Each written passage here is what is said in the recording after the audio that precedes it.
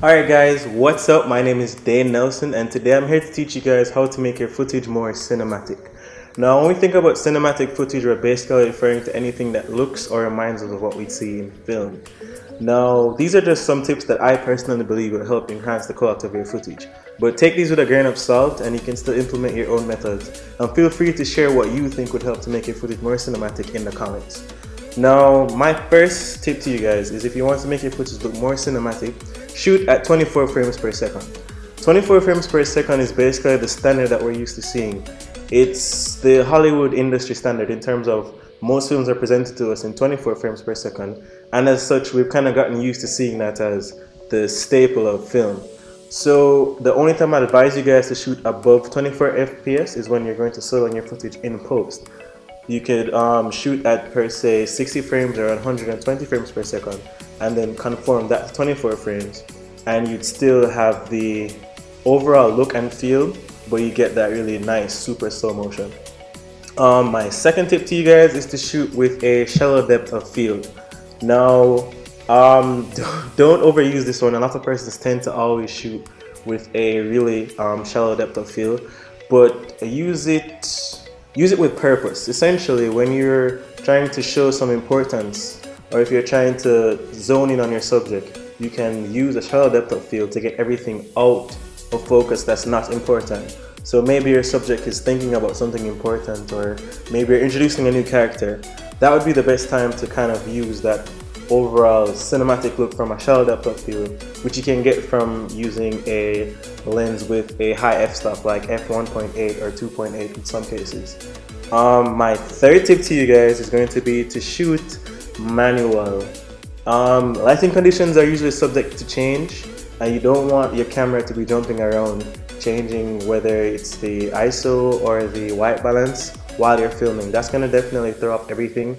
It's going to just ruin the overall pace and tone of your film. Fourth tip is going to be to use ND filters. You have to use ND filters because in order to use a shallow depth of field, you're going to let in a lot of light. And you don't want to have to raise your shutter speed because as a rule of thumb, your shutter speed should generally be 2 times your frame rate. So if you're shooting at 24 frames per second, you're going to want to keep your shutter at 50, and when you're shooting at a high f-stop like f1.8, you're going to let in a lot of light. So use a ND filter. I personally use a variable ND filter so that I don't have to constantly be changing and missing shots. So that's something that I personally do that helps me to get really nice footage. Fifth tip is to shoot in a flat profile. I'm using the Sony A6300, so I have access to a wide range of color profiles. I have cine profiles, I have log gamma profiles. Personally, I tend to use the cine pro, actually use the EOS Pro HD profile. I purchased it, I can leave a link in the description. It helps me in terms of color correcting because it matches the colors to as close to how they'd be in a Canon camera, because Sony cameras tend to ruin skin tones when you're shooting in a log profile. So I actually don't shoot much of my work in log profiles. I tend to use the cine profiles and then I color correct and then color grade to my taste.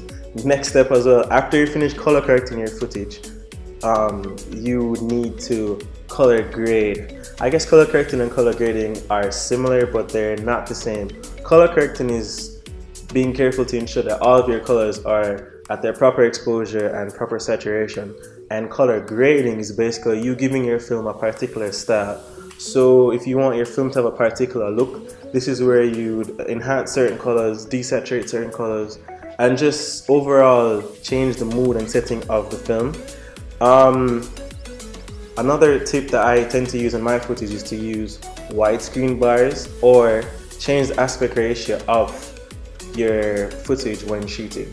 So I can't actually do that inside of my camera because I don't have a anamorphic lens, but what I do is when I'm in Premiere Pro, I go to sequence settings and I actually change the sequence settings to make my footage have that natural widescreen look. My last tip, I probably should have said this before, but use some form of stabilization.